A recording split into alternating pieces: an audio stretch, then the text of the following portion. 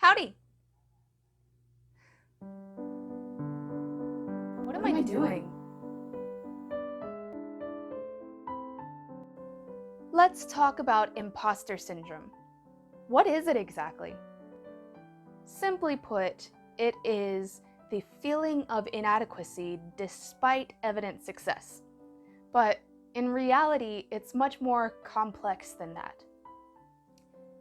In my experience, imposter syndrome is not only feeling inadequate or unworthy of praise, but also there is a feeling of guilt and shame and obviously frustration.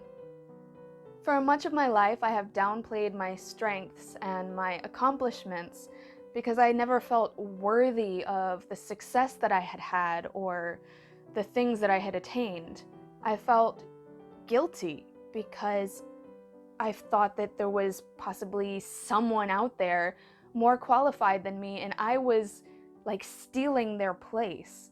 I felt ashamed of what I perceived to be lying to the world because obviously I'm a fraud and it's only a matter of time before the world ousts me for the fake that I am. Or so my brain told me. And then there was the frustration. I was frustrated because I wanted to believe people when they told me that I was good at what I do, but I just couldn't trust that what they were saying was real.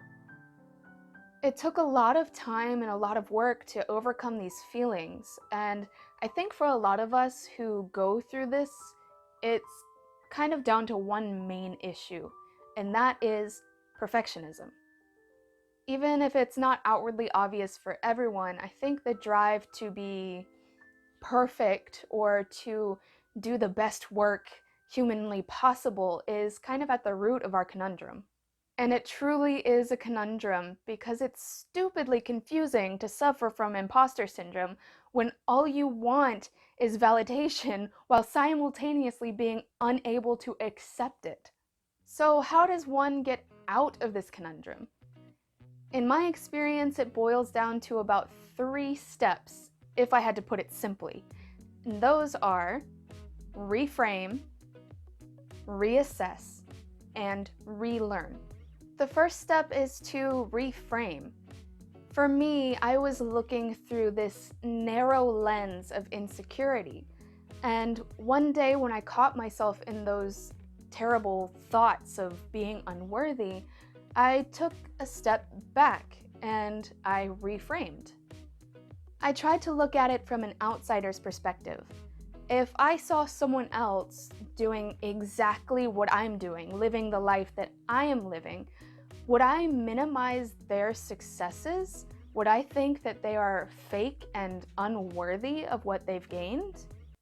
No, of course not. The second step is to reassess. Reassess what success and fulfillment truly mean to you.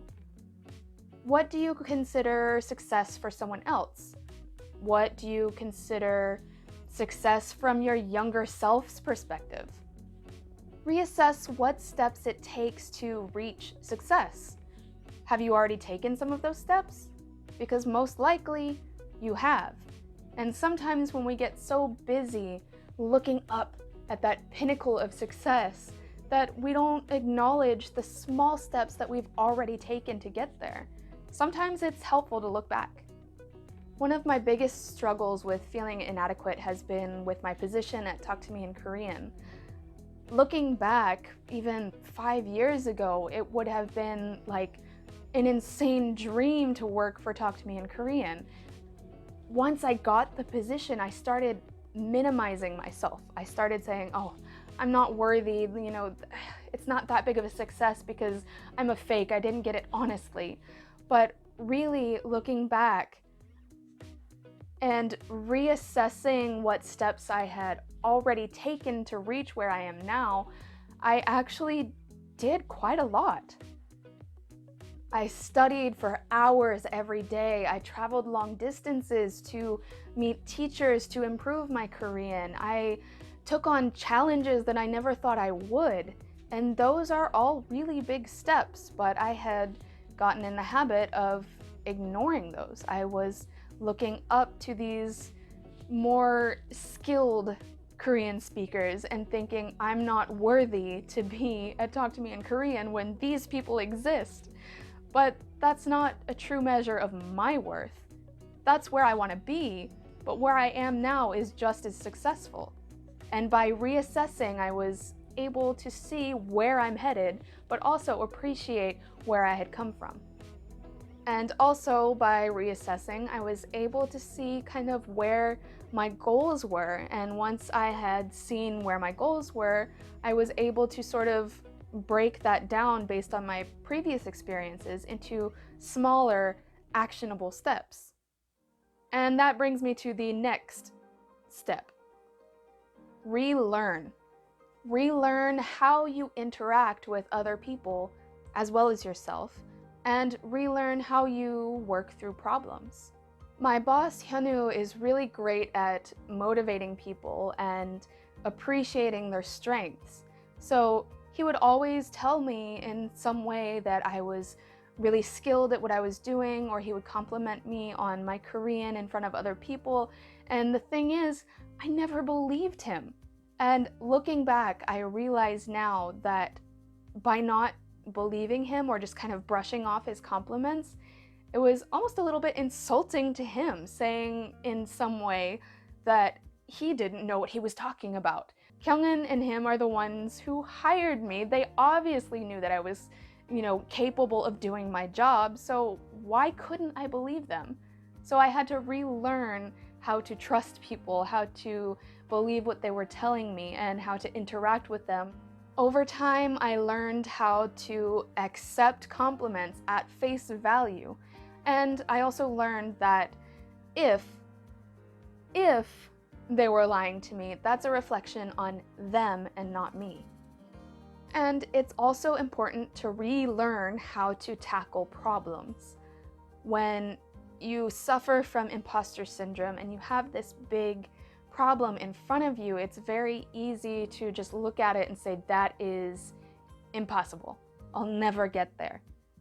And sometimes our main attack at that sort of problem is to just jump at it without really breaking it down. So I relearned how to break down a problem into smaller and smaller and smaller and smaller bits.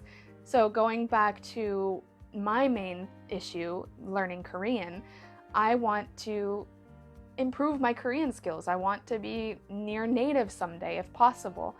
And so I broke down that problem into smaller bits. For example, every day I would read a news headline, only the headline, just one tiny little bite-sized bit. And then I would move on to short articles, then move on to longer articles, then move on to books, etc., etc. You get the idea. Mental blocks like imposter syndrome are deeply rooted and they won't be fixed by watching just one video.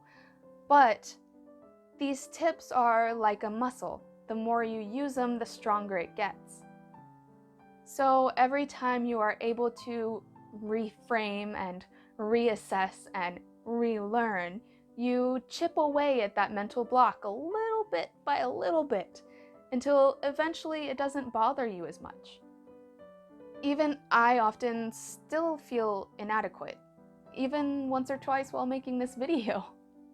Realizing that it's something that so many people go through and that it's possible to improve on has been really helpful to me, and so I wanted to make this video, hopefully to help some of you. So please let me know in the comments if this was helpful to you and if you agree or disagree with what I've said, and if you have anything to add. And thank you so much for watching. Please subscribe if you want, and I will see you next time if you are there, and if you are not, thank you so much for getting through this one. Bye-bye.